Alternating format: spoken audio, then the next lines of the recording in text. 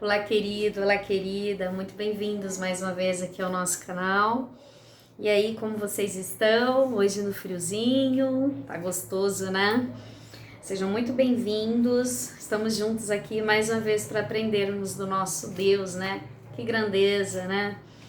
Podemos estarmos aqui buscando mais desse Deus, né? Que é grandioso e que é fiel aos seus. Vamos orar? Bendito soberano eterno Deus, Pai, aqui estamos, bendizendo, engrandecendo, glorificando, te exaltando, Pai. Tu és o nosso Deus, a nossa fortaleza, Tu és o nosso escudo protetor, Tu és tudo que temos, Senhor. E pedimos, Pai, fica conosco, abre, meu Deus, o discernimento, o intelecto de todos que aqui entrarem para ouvir e aprenderem mais de Ti. Possamos juntos aprender da Tua palavra, possamos nos debruçar sobre ela. Abre, Senhor, e nos dê entendimento, Pai, dos altos céus, em nome de Jesus. Amém. Queridos, hoje o Senhor bradou fortemente ao meu coração para falarmos, né, sobre o profeta Amós. Então eu comecei, já conheço, né, o livro do profeta Amós, alguns capítulos já havia lido e particularmente gosto muito, tem, né, uns versículos que mexem muito comigo. E então eu comecei, né, a relembrar desde o início a história, né, de Amós. Amós, na verdade, ele fica depois do livro de Joel, lá perto de Sofonias, faz parte aí dos profetas menores, né? E eu creio que Deus quer falar muito através da vida desses profetas, porque, pelo menos comigo, ele tem ministrado muito, né, sobre esses profetas menores, que seria Ageu, Amós, Zacarias, Sofonias e tantos outros, né? Então, hoje especialmente sobre Amós, que foi o que o Senhor ministrou ao meu coração. E Amós, queridos, ele era um pastor de ovelhas, tá? Então ele criava, né, gado, produtor, né, de figos, e digamos assim que ele era do ramo aí, né, da agropecuária, né, e da zona rural, digamos assim, e ele era de uma vila lá do sul de Judá. Porém, ele pregou, né, ele pregava ao norte de Judá. Então, só aqui a gente já começa a aprender que quando o Senhor ele quer te usar, nem sempre é de onde você é ou onde você está, mas onde quer que você vá, você pode proclamar, né, a verdade e o amor do Senhor. Seguindo aqui, então, o significado do nome dele, eu achei hilário, porque carregador de fardos é o que quer dizer. Então, quantos de nós temos, né, fardos aí, temos carregados esses fardos? Mas a palavra do nosso Deus vai nos dizer que Jesus ele tem um fardo leve. Glória a Deus por isso. Ou glórias. Então, a Bíblia nos conta, né, que esse profeta profetizou lá por volta dos anos 760 antes de Cristo, e na época lá de Uzias, né, que reinava no sul, e Jeroboão II, que reinava no norte. Então, ele naquela época ele já profetizava, né, sobre um sistema corrupto, tanto no âmbito da política quanto na religião, né? E o profeta, né, declarava o juízo de Deus para que aquele povo se arrependesse, né?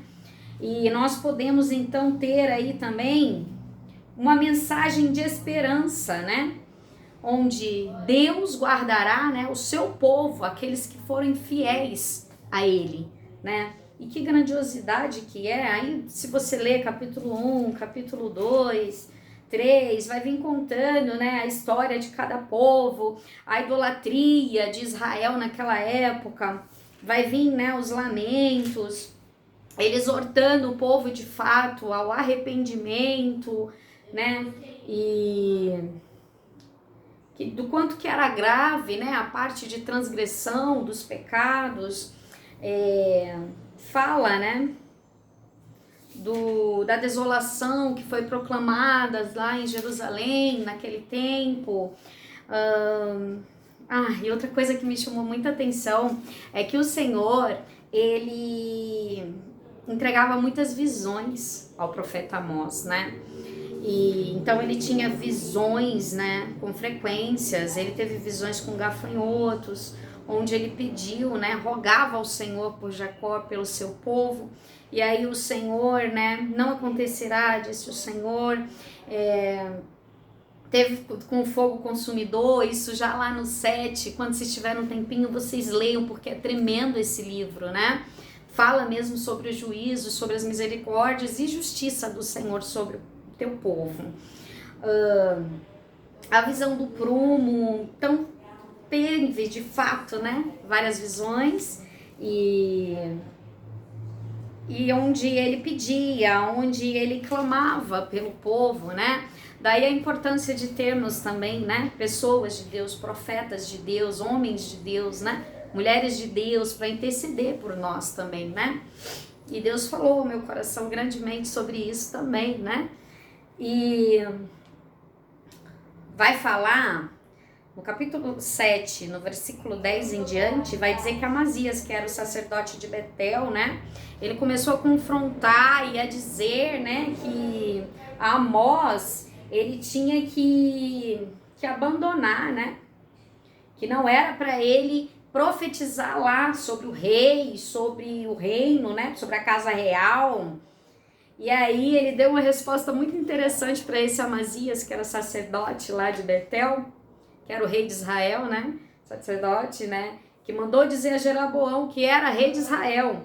Então, esse Amazias chamou ele de vidente, né, e pediu para ele fugir. Olha, sai daqui, né, vai lá para a terra de Judá, vai comer teu pão, profetiza para lá, meio que dando, né, um jeitinho lá de se livrar do profeta Amós. E ele respondeu dizendo: eu não sou profeta nem filho de profeta, mas boiadeiro e catador de figo silvestre. Mas o Senhor me tirou de seguir o rebanho. O Senhor me disse: vai e profetiza ao meu povo Israel. Então, aqui a resposta de Amós para Amazias foi mais ou menos isso, né? Foi bem direto, eu gosto disso, né? Quando a pessoa é sincera e direta. Nossa, quem me chamou, né, foi o Senhor, e quem mandou vai e profetiza, né, ao meu povo Israel foi o Senhor também. Então é mais ou menos Amós dizendo assim: você querendo ou não, eu vou fazer o que o meu Senhor mandou. Ponto. E aí, queridos, vai continuar, né, sobre outras visões que ele teve. Eu acho tão lindo isso, né? E vai dizer sobre a fome da palavra de Deus nos últimos dias, né? Que haverá, né, uma grande fome, não de pão nem de sede de água, mas de ouvir a palavra do Senhor. E é chegado esse tempo, né?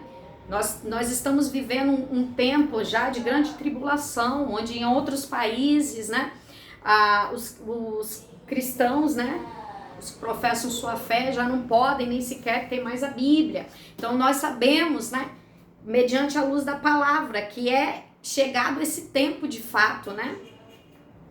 E então, vai continuar falando. São 9 capítulos, né? E aí fala sobre a restauração de Israel. E chegou no capítulo 9, que é esse que eu quero ler para os irmãos nesse momento. Eu sempre gosto de fazer um pouco, de contar um pouquinho, porque às vezes a gente até tem muitas pessoas que conhecem, mas não se lembram, né? E alguns não conhecem. Então é importante você dar essa pincelada para tentar chegar aí onde a gente quer, né? Que é, na verdade, Amós capítulo 9, do 8 ao 9. Vai dizer assim, queridos: eis que os olhos do Senhor Jeová estarão contra este reino pecador, e o destruirei de sobre a face da terra, mas não destruirei de todo a casa de Jacó, diz o Senhor. Porque eis que darei ordem e sacudirei a casa de Israel entre todas as nações, assim como se sacode grão no crivo, sem que caia na terra um só grão. Então eu entendo aqui que o grão irá permanecer. Glória a Deus, aleluia, por essas palavras. Querido, aqui então vem com o título de A Certeza da Desolação. Que desolação é essa, né? Nesses últimos dias, nós vemos retratando aqui sobre o tempo da sacudidura. Sacudidura nada mais é do que um processo espiritual, né, que se faz necessário, né? Foi necessário lá no passado, é necessário nesse tempo presente também, né? Então, chama muita atenção, né?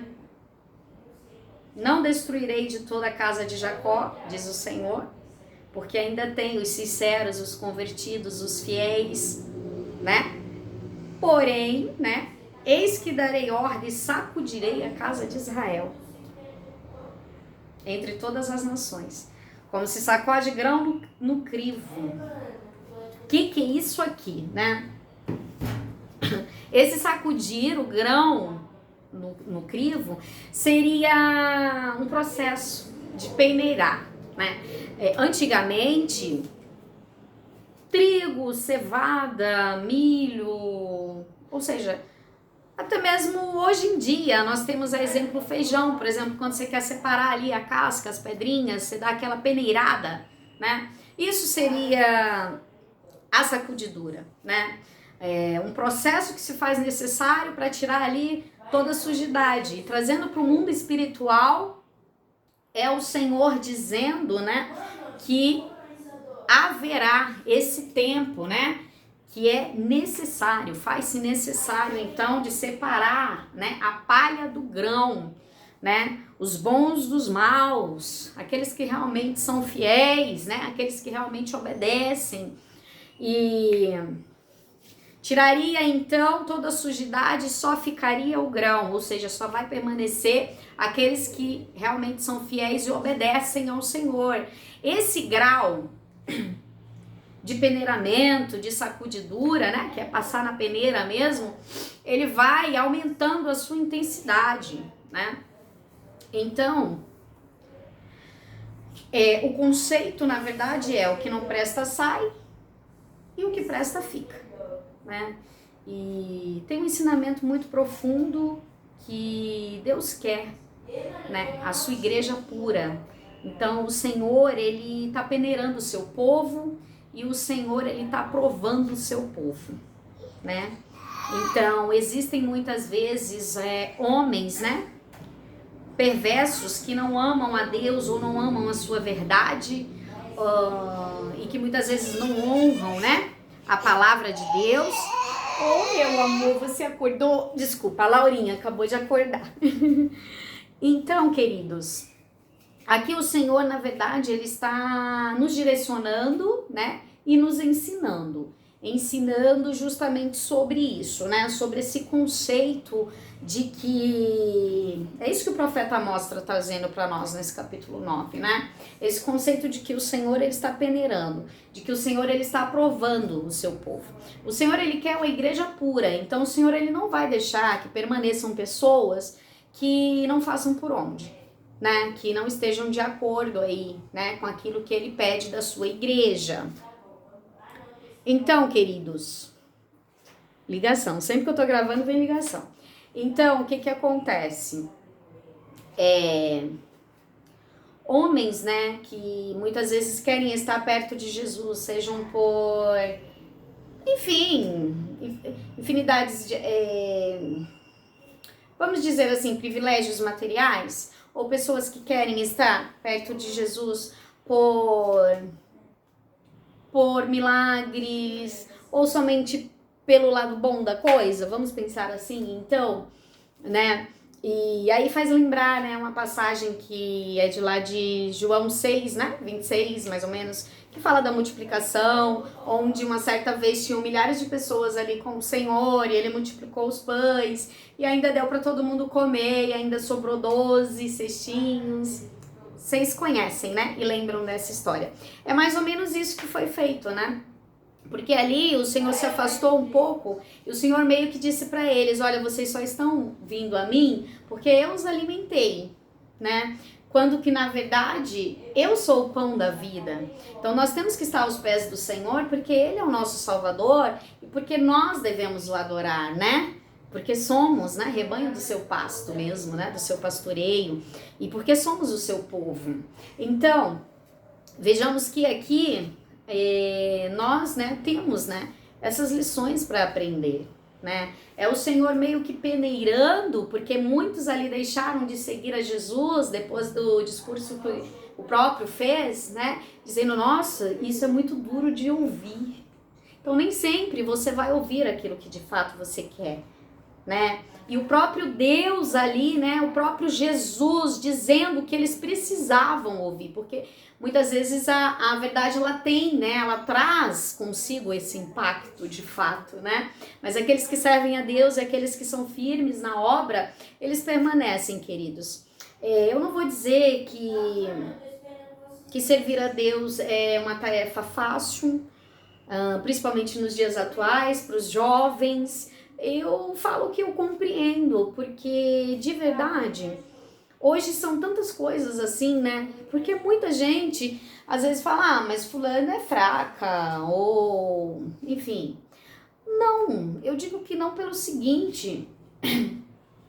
Muitas vezes as pessoas eles estão em processo de libertação, muitas vezes em processo de desenvolvimento, né? E isso requer mais entrega, né, com o Senhor, e requer, né, de nós, né, a busca, né, de fato, né, para fortalecimento espiritual. Mas o que eu quero dizer é o seguinte, que pode não ser fácil, mas é o único caminho, né? Olha o que a Bíblia diz, eu sou o caminho, a verdade e a vida, ninguém vê o Pai senão por mim. Então, pode não ser fácil, e isso eu falo especialmente aos jovens, pode até não ser fácil, mas é o único caminho, né? E existem, né? Na verdade, Deus, ele sabe do real motivo de todos aqueles que o seguem, né? E muitas vezes isso ocorre na nossa vida. Quantas vezes você está cercado, rodeado por determinadas, né, pessoas, por muita gente, mas em certas ocasiões você olha pro lado e não tem, tipo, e tudo certo, faz parte, é o processo da sacudidura também, porque é o Senhor nos dando, né, livramento, né, e o Senhor, ele sabe, né, a intensidade de todas as coisas, o Senhor, ele sabe da verdade de todas as coisas. Então, esse vídeo, né, é algo assim que é tão simples, porque ele traz para nós essa coisa da zona rural, essa coisa do detalhamento ali da peneira, né, de quem sabe fazer isso com milho, com feijão e tudo mais, mas é algo que, trazendo para nós, para o mundo espiritual, é algo mais ou menos dizendo assim, olha, tá vendo aqui? Existem os verdadeiros, mas no meio dos verdadeiros sempre haverá também, né, o joio, né? Muitas vezes, né, que tá ali implantado pelo próprio inimigo. Então, mas o Senhor não vai deixar, e esse é o ponto. O Senhor não deixará, só prevalecerá aqueles que forem de verdade, né? De verdade, porque a igreja do Senhor, ela é pura, né? E ela vai vencendo até a vinda de Cristo, né? Mas é necessário para nós permanecermos, né? Nós temos que ser fiéis, né? Nós temos que ser fiéis e temos que ter, né, essa confiança de que o Senhor fará o melhor para o seu povo, né? Então, vamos seguir firme e forte em nome de Jesus e vamos pedindo ao Senhor essa sabedoria para trilharmos. E pedimos mesmo, né, para que o Senhor venha mesmo, né, sacudindo aí, separando, né, o trigo, né, e o joio, né, em tudo, tá, pessoal? Em tudo, aí para tudo também, né, porque, na verdade, seguir a Cristo, né, nada mais é do que a cada dia nós temos que nos render ao nosso Deus. E a cada dia e sempre nós temos, né, essa oportunidade de tomarmos as decisões corretas para a nossa vida, né? Então, de fazermos aquilo que é certo, de fazermos o bem, né? Porque os olhos do Senhor voltam-se para os bons, né? E que o Senhor venha iluminar a cada um dos irmãos, viu? As nossas vidas. E eu creio, né, que faremos partes, né, desses do que permanecem, desses dos que são fiéis. e desses dos que estão aguardando a restauração do povo de Deus, né? Porque um dia nós iremos morar no céu. E eu creio que eu e você iremos. Amém? Um grande beijo. Fiquem com Deus.